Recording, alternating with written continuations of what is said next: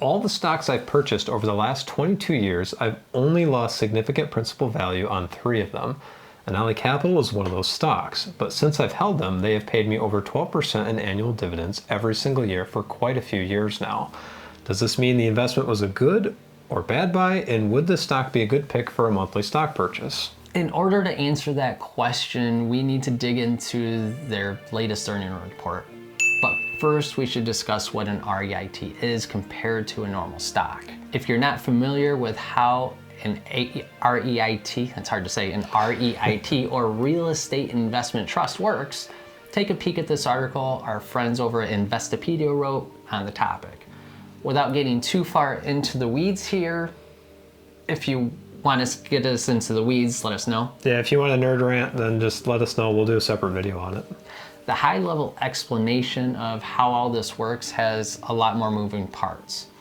Say you're looking to buy a house. What do?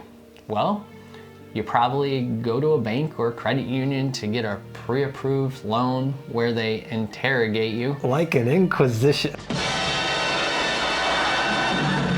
Nobody expects the Spanish Inquisition. I mean, it's like that every time. It's an inquisition. It is. On your finances, your take-home pay, how long you worked at the place, your revolving credit, your credit score, blah, blah, blah, goes on and on. After that, they will spit out a value that they think you can afford, which usually is more than you could usually afford. Most banks will tell you 28%. You'll get real estate agents, a lot of people trying to push you to do more than that. Don't do that. Stay low. Right. Then you go house shopping and find the beautiful house you can't live without and sit down with the realtors, the buyer and seller realtors, and the title company to do the offer thing. Once settled and the 10,000 pages are signed, money exchanges hands and all the fees paid for, you now are the proud owner of a new house with a mortgage from your favorite bank. Great. 6 months go by and you get a letter from that bank that states, congratulations, we sold your loan to so-and-so investment firm. And you're like, what the hell? What happened there? Well, what happened there is the bank doesn't really want your loan as a liability. So they bundle loans with similar characteristics, the loan rate, length of the loan, the rating, together into a mortgage-backed security and sells it to an MREIT or something similar. The MREIT gets investment money from investors like you and I and Tom, in which turn is used to offer loans to home buyers. As long as people are paying their monthly payments, 90% of the taxable income from the principal interest payments get passed to the investors in the form of dividends. Hence the 13% dividend from NLY Capital. This is usually a win-win-win for everyone involved as long as everyone's doing their job. The banks are loaning to people who can afford the loan, the REITs are purchasing quality MBSs at a discount, and the rating companies are correctly rating the MBSs. And of course, people are paying their loans every month to pay the investors. This all crumbles if one or more of these cogs breaks down, hence what happened in 2008 during the mortgage crisis and the downfall of Lehman Brothers. Whew, that was a lot. So you mean to tell me that REITs aren't causing the bubble?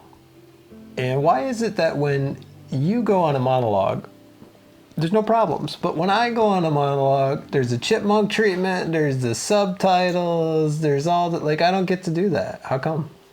Because I'm doing the editing. You want to do it? You can do the editing. I don't want to do that. Anybody who does YouTube, you know, editing sucks. So thank you, Brian. It is kind of fun though, because you can do things to Tom that he doesn't approve of.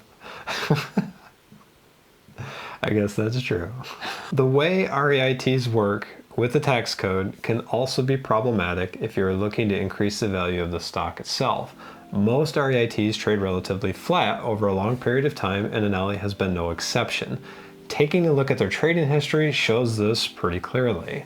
If NLY has done so poorly over the last 5 years, why are we looking into it other than to digest the thought-provoking and deeply incited revelations provided by Tom's bad investment choices? Hey. Okay, it's a little bit more simple than that. As far as MBSs and MREITs, I can't It's hard to that. say. It's hard to say. How'd you do that? You went a whole monologue, you said it. NLY Capital is a 500-pound gorilla in the space and is the largest publicly traded mortgage REIT in the US market. If you want a good handle on what's happening with the housing market, businesses like this one are a great place to start. So what happened to NLY Capital beyond Tom's abysmal performance with it? Dude, to find that out, we have to look at their balance sheet. And if we dig into their balance sheet, for the last 5 years, we can see their assets going from $130 billion to $93 billion for 2023, with a low of about $77 billion in that time frame. This represents a 29% decrease. Their liabilities have decreased from $114 billion down to $81.9 billion, which is also about 29%. This is exactly what we would expect given their business model. Usually MREITs and that are highly leveraged like banks. So moving on to their income statement, we can start to see the issue annually. Net income for this particular company has been mostly negative for the last 5 years, as has their cash flow. However, if you go to their quarterly statements, this is where the story starts to change, and this is what caught our interest. The quarterly cash flow statements show the negative trend changing. In addition to this, the Fed lowering rates as of September 18th could be a positive thing for an MREIT like this because of the yield curve we talked about a few years ago in a different video. Now, if you're not familiar with how the yield curve affects MREITs, we pulled the following from our partners at Sinking Alpha. If you want access to the same information, we have a discount for you if you just click the link in the description down below. We greatly appreciate your support in this way. Digging in a little bit further, I've got some notes here. Currently, their net income does not exceed the annual fluctuation of the housing market. We also like to see a stock that has the earnings per share above 1, especially for a leveraged company. The current numbers will be aided by Fed rate cuts, but they are still below 1. A rate cut would also fuel speculation, increasing the stock price beyond the equitable book value based on the mortgage-backed securities and debt servicing. Keep in mind that REITs run under slightly different rules and regulations than a corporation. Therefore, the equitable book value doesn't necessarily give you an accurate picture of the valuation of the company. Many analysts have turned to the net asset value, or NAV, to better understand the value of the REIT. Why, that's a good point, Brian. Now, that's also a lot easier to understand than my notes were. Wow. You know, you haven't said that to me in a while. That's a good point. I guess I haven't been making good points. You're welcome. To aid us in our decision, we also took a look at their quarterly earnings presentation here. So as we reviewed the 2024 investor presentation, we found a few things you might find interesting. First, the dividend yield on page 4 at 13.6 looks attractive, but this is an REIT in which normal payout ratios are not a good measure of the consistency of the payment.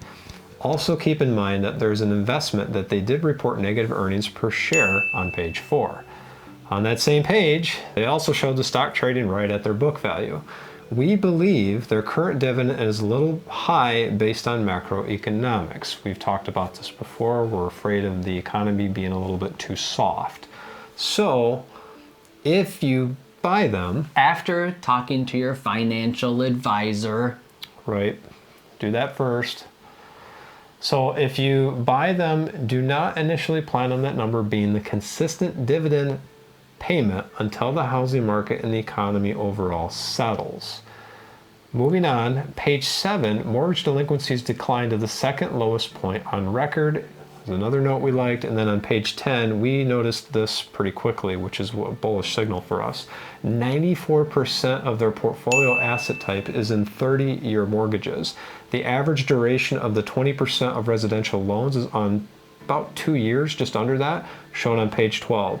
Now, we thought this was pretty predictable given that we had just historically low rates and people were refinancing like crazy.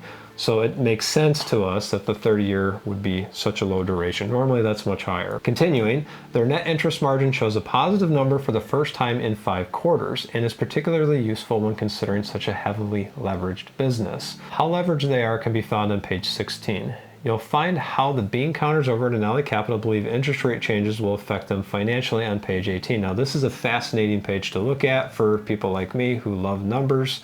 If you don't care about the numbers, you just want the dividend payment, talk to your financial advisor and move on. But for the rest of us, this can be particularly insightful as a predictive measure for where the business may be based on the rate changes themselves. We also see that the GAAP interest income has been on an upward trend. With all of this said, we believe this paints a picture for a positive turnaround for a company like NLY. This isn't without some big risks though. Speculating on what may happen can create an issue if we're wrong. So again, don't just take the word of two jokers on the internet. See your financial advisor. Yeah, that's right, I called you a joker. But we have a portfolio and it does well. Like, they can see it. Joker. I could have called you worse. You could have called, a lot of people call me worse. I know. If you've been following us and you find this to be very interesting and informative and excellent and the best information you've ever had, please, and I'm not too proud to beg, like and subscribe. Hit that subscribe. You're laying it out a little thick there, aren't you? Get us to 10K. We're on that march. Yes, thank you. We hit 5,000 subscribers this week. If it weren't for you guys, we wouldn't be doing this. So thank you very much. We'd be doing it, but just not in front of a camera. Yeah, I probably would. I'd be talking to some guy in the street corner. Hey, did you hear about those stocks? What would happen? The guy's like, who's this guy? We'd still be investing. We would still be investing, yes. So thank you, everybody. We hope to see you in the next video. If you have a particular company you would like us to review directly, comment below. We'll add it to the list if we can, and we'll hope to see you in the next one. Peace out.